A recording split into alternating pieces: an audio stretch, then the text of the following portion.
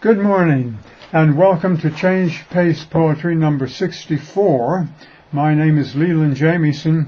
I'm going to read 4 poems this morning, and I'll begin with a rhyme royal called Three Voices of Easter.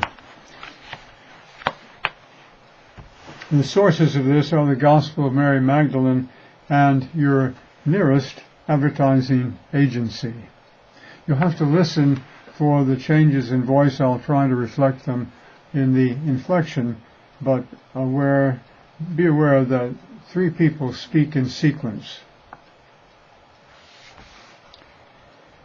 Then Mary Magdalene, who's Jesus' pal, dared put the question, how do we perceive your risen body? She's the femme fatale. With spirit? Soul? Don't, Mary, touch my sleeve, neither, you see with noose, when you retrieve. What lifts the sales of chocolates off their keister better than sweet-tooth shoppers every Easter?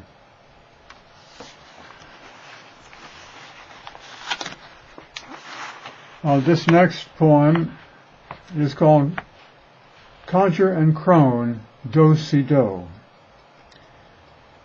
What blood-rich knowledge throbs his frame, pumped myriad miles astride this earth? What mystifying cryptic aim has urged it on in its slim birth?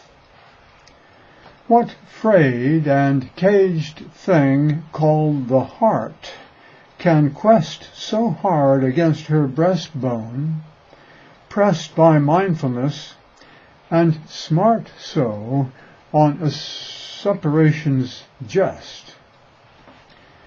Must be non-local mind makes light their marrow strides against the grain of gravity. Each blood cell sight, inviting feeling, come and reign. Codger and crone attend the dance, each in a cool, hypnotic trance. This next poem is called Noose, and it reverberates with the first poem I read. And my sources are more limited. This comes from the Gospel of Mary Magdalene, chapter 7, verse 7, and chapter 10, verses 20 through 24.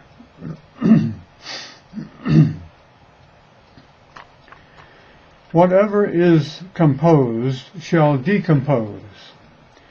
Your eyes are not of spirit or of soul. You see with noose between those two. Extol it. Life is not what most believe, they doze. Thus spoke the Nazarene when he arose to Mary Magdalene, who would cajole the chattering, baffled 12. Use self-control, release your skin-imposed imbroglios. Like theirs, our sky is drenched in purple blood. Embroiled on every side, we're goggle-eyed with prejudice, up to our necks in mud. These words to Mary Magdalene confide a balance we co-opted souls might vet if we'd let noose our fivefold sense offset.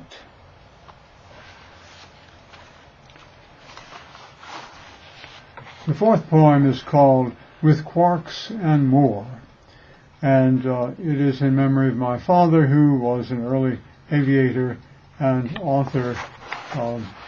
He flew from the early 20s until 1941.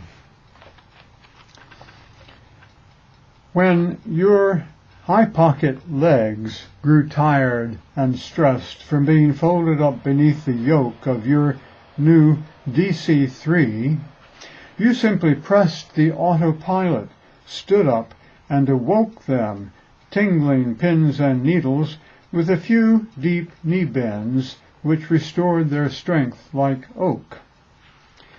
Layovers, nights outside Miami, you would tune in H.B. Kaltenborn to hear him read world news in panoramic view. You'd sleep and wake refreshed, renewed, mind clear, to write for several hours, perhaps on men's adventure yarns, perhaps on high frontier. It was the writing which best served to cleanse your heart and mind and legs of their fatigue. But even that could not make full amends to your young body under its blitzkrieg. Monoxide in the early days prop wash, scorched airport coffee, pork fats charred intrigue. At length your pancreas lost its cool panache, and could not quell the smoldering red-hot coal that shrank you up in your great Macintosh. Consciousness, body's inner eye, plus soul, directing all you do, called you to soar up from earth's cloud-swept, deep blue watering hole. Where does your soul now dwell? With quarks and more, deep in our 0-point field's astral realm? Would seem so, greeting you beneath my snore.